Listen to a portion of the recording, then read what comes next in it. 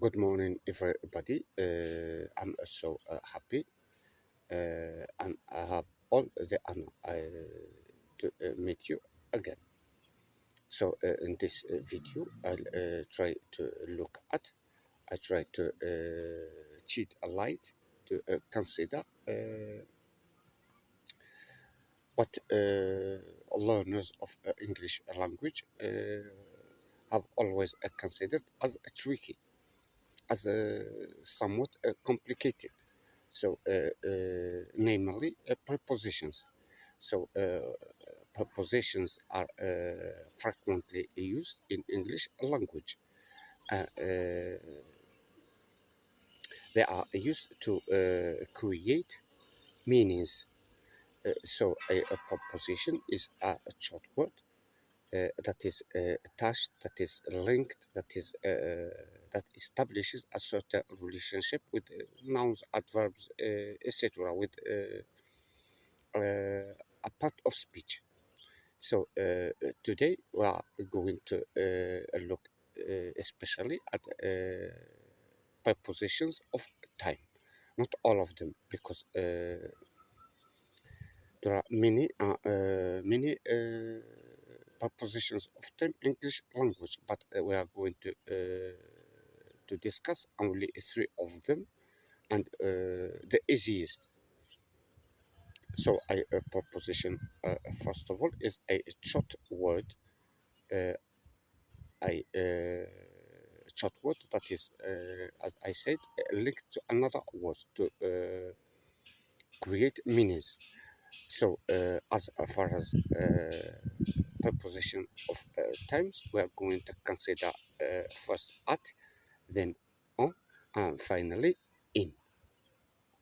So, at is used normally and generally with very precise time, with very exact time, very short time.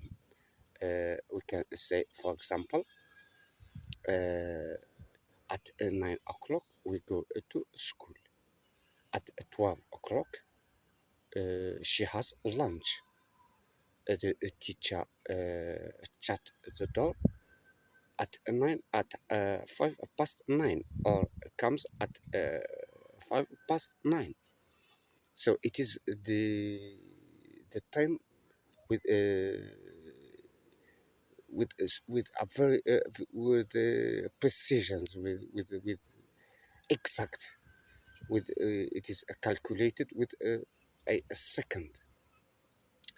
So in a precise time, we have to use the preposition at before, at plus a precise exact time, and the examples below show that at is used especially with very precise time. Now let's see at on. On is normally is used with a longer period of time, not like at. If at is used with a precise time, on is used with a longer time, especially mainly with 24 hours. That is to say, a whole day is used uh, with the days of the week. For example, we say on Monday, on Sunday, on Friday. Let's say all the days of the week. So, for instance, on Saturday we play football. We have used here on because we have Saturday, a day. On a Friday he goes to the mosque to do prayers.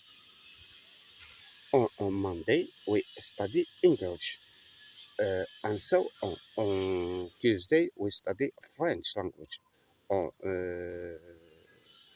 For example, on Wednesday we study geography, and so on. So whenever we find a day, we call for the preposition on.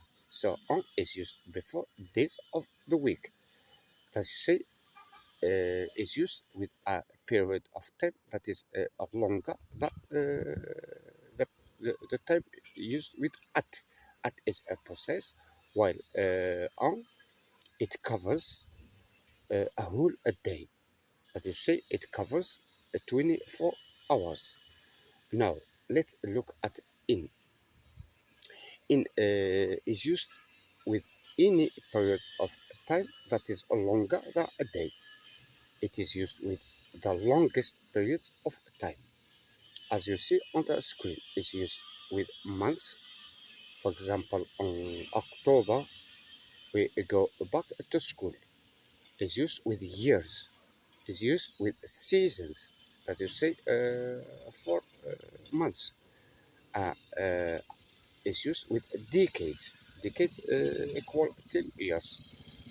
And even with centuries. That you say 100 years. And is used with a longer period, such as for example, we can say in the future, in the past. So to exemplify the situation, we can say, for example, it's cold in winter, it's hot in summer. It's in summer we go to the beach. In 2021, coronavirus broke out. In the 40s, here we are speaking about a decade. World War II started. Uh, Computers appeared in the 19th century. We are speaking here about a century. We can say equally. In the past, life was so hard. So in is used with in a longer period than a day, with the longest periods of time. So to sum up the situation, at is used with very precise time, at 9 o'clock, at 12 o'clock, at half past 9, at 5 past 9, etc. While on is used with a longer periods of time, and especially with 24 hours on Monday, on Sunday, on Friday, while in is used with the longest periods of time. Any periods of a time that is longer than a day, we call for in. I wish you understand the usage of these prepositions of time, and you notice that they are so easy. They are not complicated. So good luck for everybody.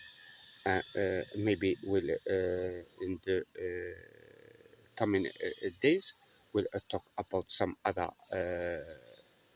prepositions of time, especially for example, while, meanwhile, after, before, and so on. Good luck. You have been so great.